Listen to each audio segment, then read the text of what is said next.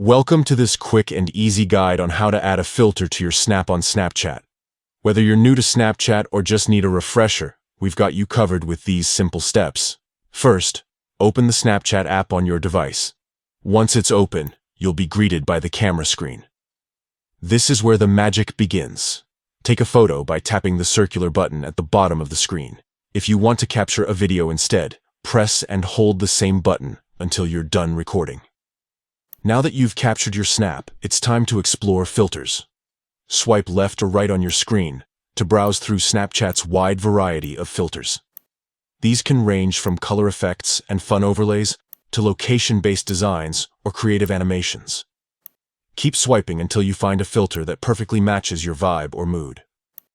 Once you've chosen your favorite filter, it's decision time.